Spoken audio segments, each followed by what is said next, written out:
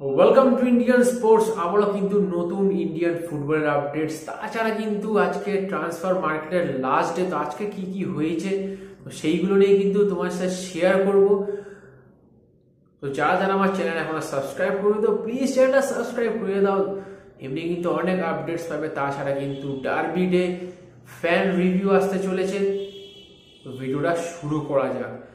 তো আমরা কিন্তু সবাই জানি সামনে কিন্তু একটা দুর্দান্ত ডার্বি হতে চলেছে আইএসএল, যেখানে কিন্তু ইস্ট বেঙ্গল ফেস করতে চলেছে মোহনবাগানকে। কারণ মোহনবাগান আর ইস্ট বেঙ্গলের ম্যাচটা কিন্তু প্রত্যেক বছর একটা উত্তেজনা থাকে, বাট এই বছর কিন্তু একটা উত্তেজনাটা আলাদাই থাকবে। কারণ প্রায় 12 বছর পরে ইস্ট বেঙ্গল একটা কাপ জিতেছে। তো দুটো দলের সমর্থকদের মধ্যে একটা টান টান উত্তেজনা থাকবে। আর এমনিতেও কিন্তু ডার্বির টিকিট অনলাইনে দেওয়া শুরু হয়ে গিয়েছে, আর আজকে কিন্তু অফলাইনে টিকিট দেওয়া হয়েছে। আর কালকে থেকে কিন্তু যারা মেম্বার্স, তো মেম্বার্সের কিন্তু রেসপেক্টিভ ক্লাবে তারা তাদের টিকিট পাবে। আর এখনো কিন্তু ডার্বির টিকিট অনলাইনে অ্যাভেলেবেল রয়েছে। তো আর এখনো ভাবছো কাঠুনি, তো প্লিজ গিয়ে কেটে নাও, এটা খুব দুর্দান্ত ম্যাচ হতে চলেছে। তো এবারে একটু চলে আসি সব থেকে ইম্পর্টেন্ট, যেটা ট্রান্সফার রিউমার্স।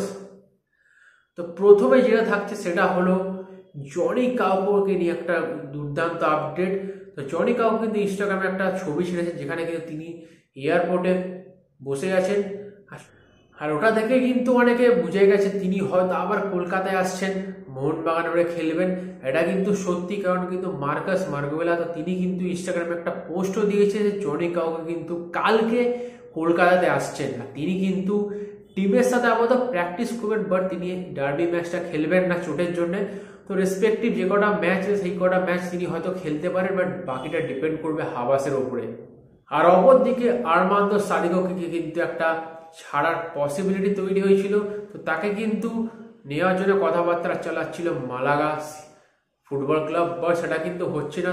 তো ওখানে মোহনবাগান কিন্তু একটা হিউজ ট্রান্সফার ফি চেয়েছে মালাগার এফসির কাছ থেকে, তো সেইটা কিন্তু আপাতত ক্যান্সেল হয়ে গেছে। সুতরাং কিন্তু আমরা আর্মান্দো সাদিকো আর জেসন কামিংসে কিন্তু এই ডার্বি ম্যাচে অ্যাভেলেবেল পাবো।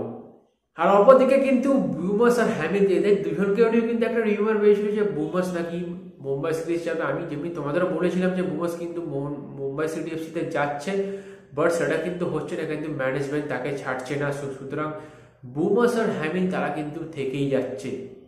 ব্যাঙ্গালোর এফসি তারা কিন্তু একটা চমক দিয়ে সাইন করে দিল নিখিল পূজারীকে। তো এখানে কিন্তু মুম্বাই সিটি এফসি লিড করছিল রেসটাকে, বাট তারা কিন্তু ছিটকে গেছে। তো এখানে ব্যাঙ্গালোর এফসি দুর্দান্ত দুখানা প্লেয়ারকে সাইন করেছে, এক হচ্ছে নিখিল পূজারী, অপরদিকে কিন্তু সানা সিং।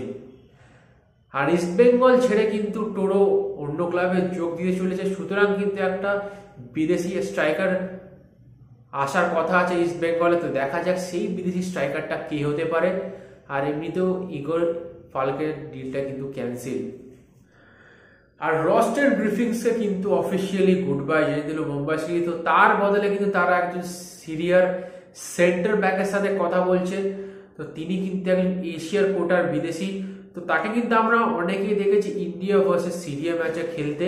তো তার নাম থাই করুমা। তিনি কিন্তু 33 বছর বয়সী সেন্টার ব্যাক, আর তার কারেন্ট মার্কেট ভ্যালু কিন্তু 2.4 করোড়। এটা কিন্তু একটা দুর্দান্ত সাইনিং। তো আজ কিন্তু ভিডিওটা এতটাই ছিল। তো till then goodbye, have a nice day, enjoy the beautiful game football.